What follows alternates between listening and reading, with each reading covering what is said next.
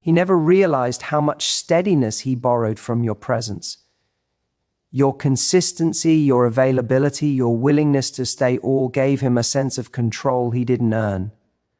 The moment you remove yourself, quietly and completely, that borrowed certainty disappears, and the ego is left scrambling to regain footing it never truly had. Your presence often becomes the quiet reporter in a dynamic long before anyone acknowledges it. It's not just that you were there physically or emotionally, it's that your consistency created certainty.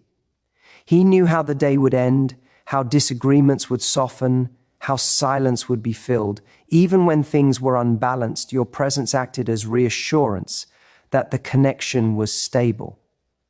That comforting didn't come from his effort. It came from your disposition to stay. Certainty is powerful for the ego. It creates comfort and lower urgency. When someone believes that another person will remain available regardless of inconsistency, effort naturally declines. Not out of cruelty, but out of belief.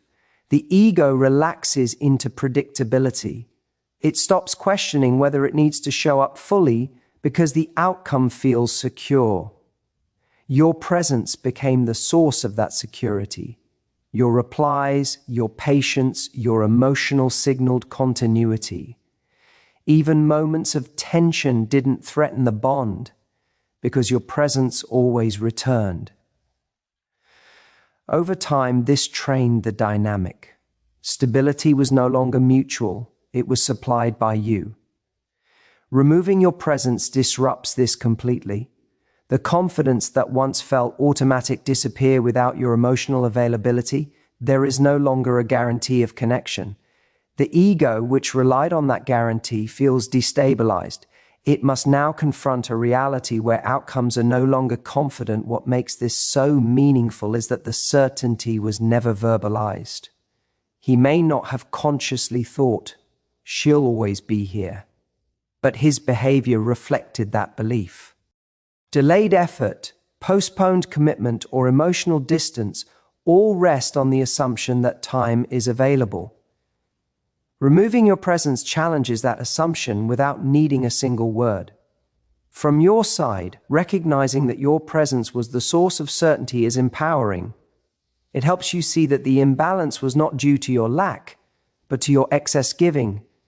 You are providing stability without requiring it in return. Stepping away is not rejection, it is rebalancing. It's not about disappearing to cause anxiety. It's about understanding the role you played and choosing not to overfunction anymore. When you remove yourself, you stop repay for what wasn't being offered. The dynamic is forced to stand on its own, and if it collapses, it reveals where the weight was being carried. There is also clarity that comes with this shift. You begin to see that presence is not just about being there, it's about being valued. When your presence is assumed, its worth becomes invisible. Absence restores point of view. The ego losing that certainty feels like loss of control. Not because you were controlled, but because your reliability created a sense of predictability. When that predictability disappears, the ego scrambles to regain footing. It may try to reassert relevance, express sudden concern, or revisit old conversations, but the certainty it once relied on is gone. Reminds you that your presence is powerful. It shapes dynamics whether you intend it to or not. When you choose where and how to offer it, you reclaim that power. Removing your presence is not about punishment. It's about restoring balance and reminding yourself that steadiness should never be one-sided. When your presence is removed, the first thing that happens internally for him is not clarity, it's confusion. That confusion comes from a sudden break in the emotional rhythm he had grown used to. Patterns that once ran quietly in the background are interrupted. The timing of messages, the reassurance of knowing where he stood, the emotional availability he didn't have to ask for, all of it vanish at once. And the ego struggles most when it can no longer predict outcomes. Ego feeds on control, But control doesn't always look like dominance. Often it looks like ease. Knowing that someone will respond, forgive, wait, or understand creates a subtle sense of authority over the situation, not because it was demanded, but because it was given freely. Your consistency made the emotional environment feel manageable. He didn't have to monitor it closely because you were doing that work unconsciously. When you remove your presence, that sense of control dissolves. There's no longer a clear read on where he stands. The emotional dashboard he relied on goes dark. This is where the ego starts to feel reveal. It doesn't know whether it's wanted, missed, or irrelevant. And the ego hates uncertainty more than rejection. What's important to understand is that this confusion isn't created by drama or confrontation. It's created by silence paired with dignity. There is no argument to push against, no accusation to defend himself from. There's just absence. And absence forces brooding in a way that words never can. Your calm withdrawal removes his ability to frame the narrative. When someone leaves loudly, the ego can dismiss them as emotional or unreasonable. When someone leaves quietly, there's nothing to label or minimize. The mind is left to fill in the gaps on its own, and it almost always fills them with self-questioning. This is where the shift happens. He begins to replay moments, not because he suddenly became sentimental, but because the structure that supported his confidence is missing. He starts to notice where you used to soften things, where you used to reach out, where you used to maintain connection. The ego realizes that what felt effortless was actually being maintained. From your perspective, this is not about waiting for him to feel moving. It's about recognizing that your energy was stabilizing a dynamic that may not have been giving you the same security in return. Removing your presence allows reality to surface. Either the connection recalibrates with mutual effort, or it reveals that it was dependent on you carrying the emotional load. The power in this keynote lies in restraint. Not checking in, not explaining, not justifying. You're not withdrawing to provoke a reaction. You're withdrawing to protect your sense of self. And paradoxically, that self-respect is what disrupts the ego the most. When the ego loses control of the narrative, it often attempts to regain it through action. That action may look like sudden interest, unexpected messages, or attempts to reconnect. But the difference now is that you are no longer operating from availability alone. You are work from choice. Reminds you that you don't need to announce your worth for it to be felt. The moment you stop overgiving, the imbalance becomes visible. Confusion arises not because you disappeared, but because you stop making things easy at your own expense. Your absence becomes a mirror. It reflects the reality of the dynamic back to him without distortion. And in that reflection, the ego is forced to confront something it didn't want to see, that your presence was never guaranteed, and losing it changes everything. The third shift happens when your absence is no longer explained as temporary, but as intentional. This is where the ego truly starts to destabilize. At first, the mind assumes you're just busy, distracted, or taking space. There's an underlying belief that you'll reappear once the moment passes. But when time stretches and your silence remains calm and consistent, a different realization sets in. You didn't vanish by accident. You chose yourself. That realization strikes at the core of the ego because choice implies autonomy. It means you are no longer responding to his behavior. You are responding to your own standards. And when someone understands that they are no longer the central reference point in your decisions, control quietly slips away. The ego survives on relevance. It needs to feel important in someone else's emotional world. When you stop orienting your energy around him, when your decisions, moods, and momentum are no longer influenced by whether he reaches out, the ego begins to feel displaced. Not attacked, not insulted, but replaced by something it can't compete with, your self-direction. What makes this phase powerful is that nothing about it is loud. There is no announcement of boundaries, no declaration of independence, just a visible shift in your behavior. You're less available, less reactive, less invested in outcomes you can't control, and that change sends a stronger message than any speech ever could. The ego tries to explain this shift in ways that protect itself. It may minimize your importance, convince itself you never mattered that much, or assume you'll return once curiosity fades. But the longer you remain grounded and unchanged, the harder those explanations are to sustain. Silence becomes evidence. Consistency becomes proof. At this point, he may start testing the waters, not with vulnerability, but with small attempts to regain relevance. A casual message, a reaction on social media, a subtle reminder that he still exists in your world. These are not acts of clarity, they are acts of ego calibration. He's checking whether the old access still works. Your response, or lack of one, defines everything here. If you rush back into familiarity, the ego relaxes, control is restored. But if you remain warm yet unchanged, kind yet unavailable, something deeper happens. The ego recognizes that the dynamic has shifted permanently. This is where your power solidifies, not because you are withholding, but because you are no longer operating from emotional dependency. You are not trying to be chosen, you are choosing yourself. And the ego struggles most when it realizes it can no longer provoke predictable reactions. There's also a moment of internal comparison that begins here. He starts to notice how you're moving through life without him. Not in a performative way, but in a grounded one. You're not signaling loss or longing, you're signaling stability. And that stability is unsettling because it suggests that his presence was not the source of your confidence. The most important part of this keynote is that it reframes absence as alignment. You didn't disappear to punish him. You disappeared because the version of you who stayed was no longer aligned with who you were becoming. That distinction changes everything. It shifts the story from rejection to evolution. When someone realizes they are no longer the axis around which another person's emotional world turns, the ego is forced into humility. It must either adapt by showing up with greater effort and respect, or retreat into self-protection. Either outcome reveals the truth.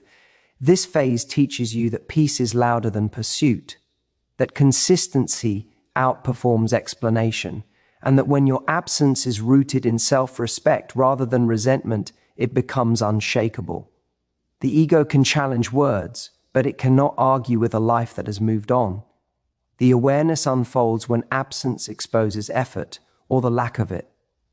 When you remove your presence, what becomes unmistakably clear is who was carrying the emotional weight in the dynamic. While you were there, your availability smoothed over gaps, your understanding filled in for inconsistency, your patience compensated for minimal effort, and because you were willing to stay, it never fully registered that staying required something in return.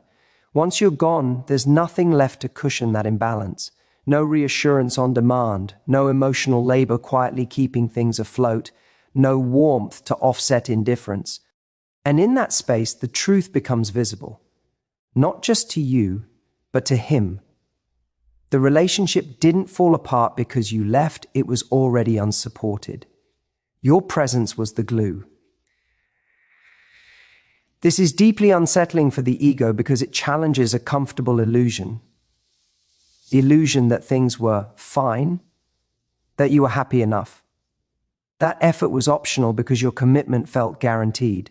When your absence reveals how much was taken for granted, the ego has to confront something it avoids at all costs, responsibility, but accountability doesn't arrive as guilt right away.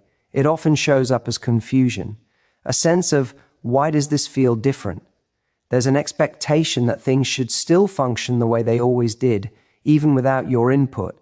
And when they don't, the ego begins searching for reasons that don't involve responsibility, timing, stress, external circumstances, anything but the possibility that you were undervalued. What's powerful here is that you don't need to point this out. You don't need to explain what you gave or what was missing. Your absence does the explaining for you. The silence highlights the effort gap more clearly than words ever could, because effort, once noticed in its absence, can't be unseen. This is also where memory begins to shift. Moments that once felt ordinary are now reinterpreted. He starts recalling how you showed up, how you listened, adjusted, supported, and stayed steady. Not in a nostalgic, romantic way at first, but in a practical one. You were reliable, you made things easier, and that ease is now gone. The ego struggles here because effort is tied to worth. If he admits that he didn't show up enough, he has to accept that he benefited from something he didn't fully earn. That realization threatens self-image.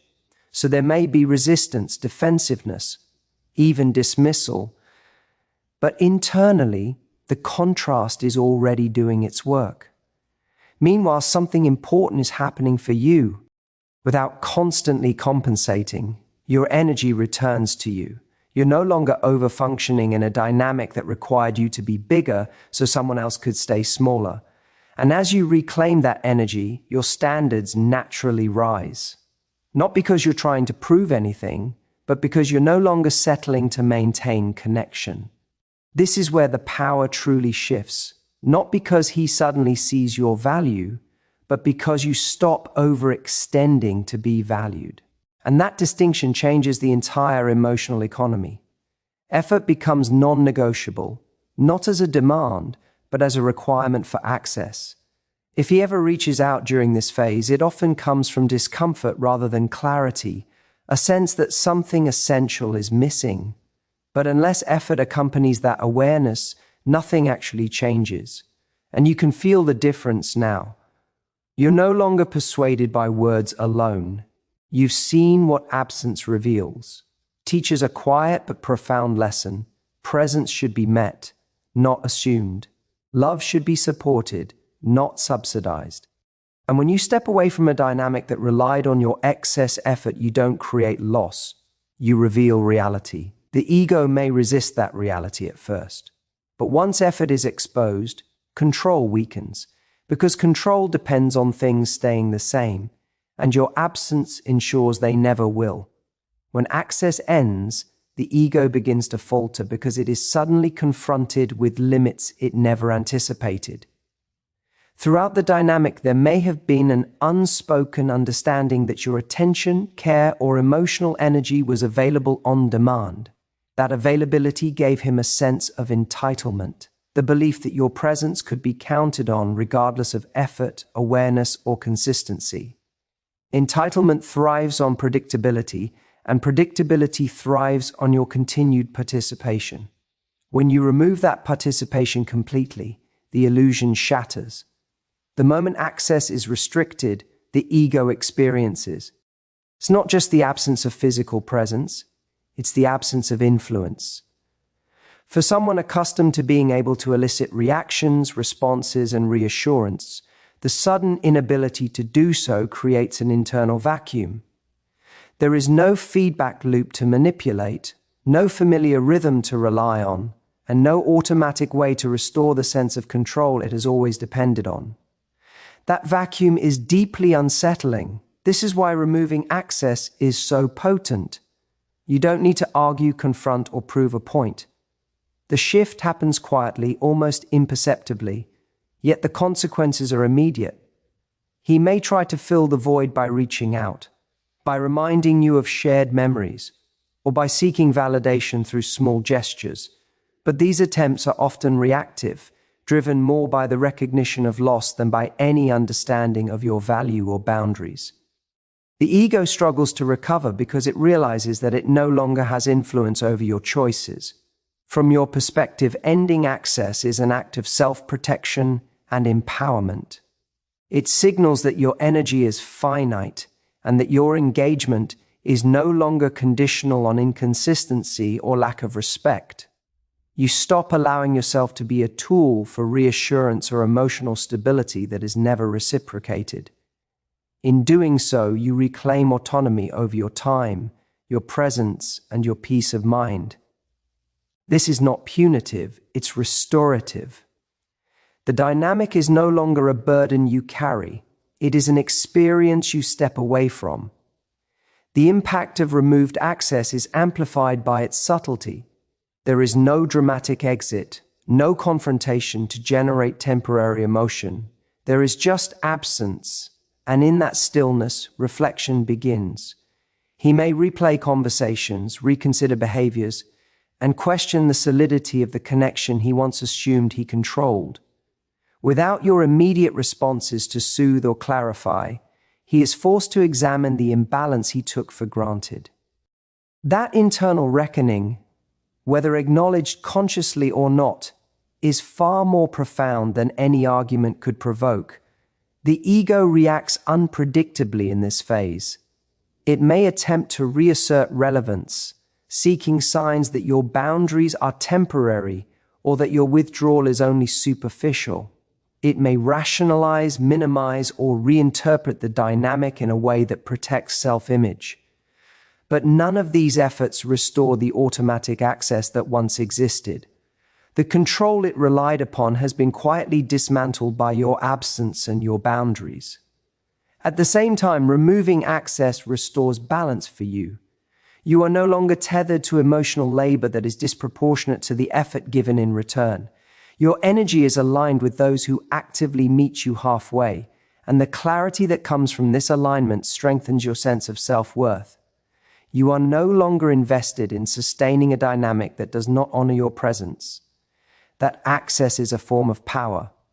Granting it freely can inadvertently sustain imbalance and feed entitlement. Restricting it, however, communicates boundaries, self-respect, and autonomy.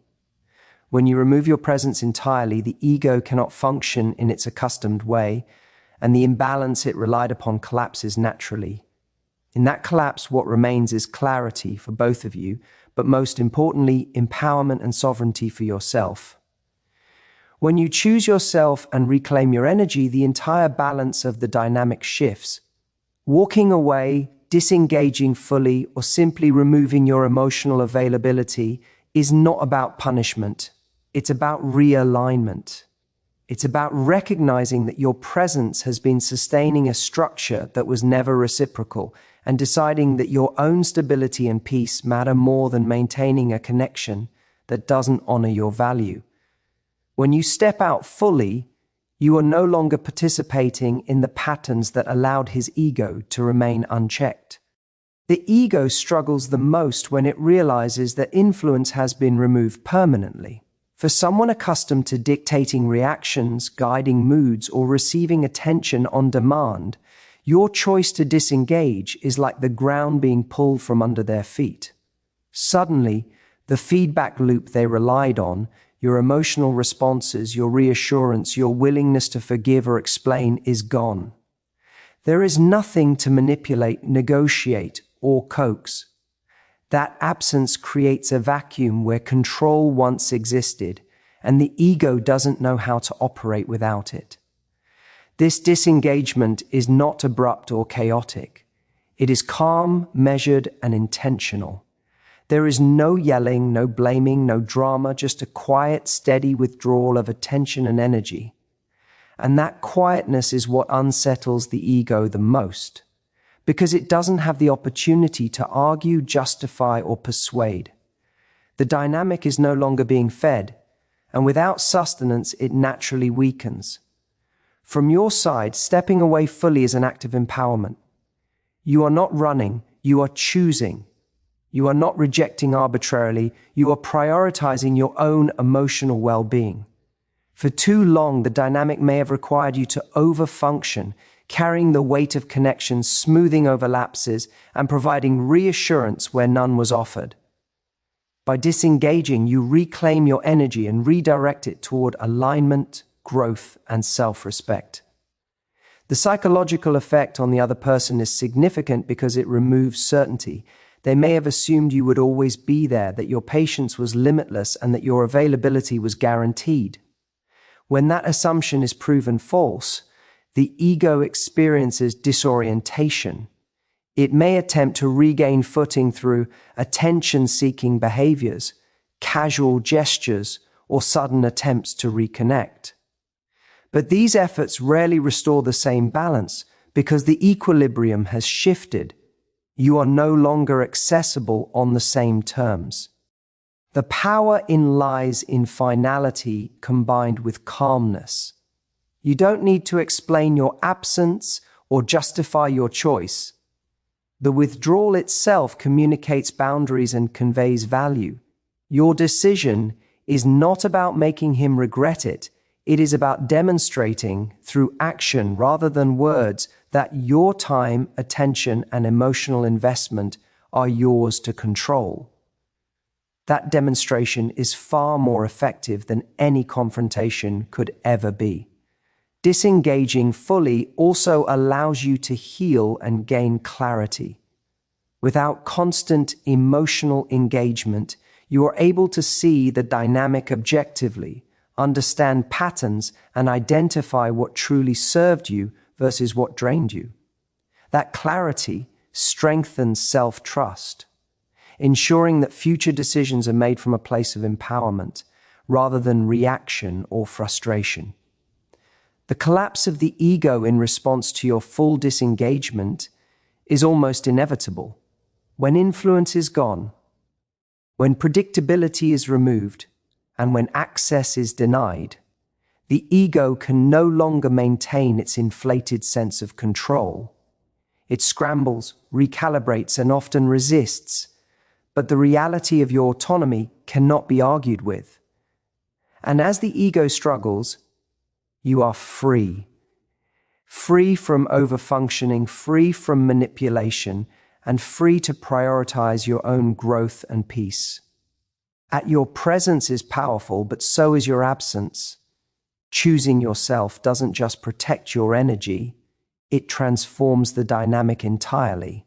The moment you step back completely, what remains is clarity, balance, and sovereignty. And in that space, the ego can no longer dictate because you are no longer participating on its terms. Removing your presence is not about proving a point or seeking revenge. It's about reclaiming yourself. When you step back calmly and fully, the ego loses its grip, not through conflict, but through absence. You demonstrate that your energy, attention, and peace are yours to protect, and in doing so, you restore balance, authority, and self-respect. The dynamic shifts naturally, and the true power lies in your quiet, deliberate choice to prioritize yourself above all else.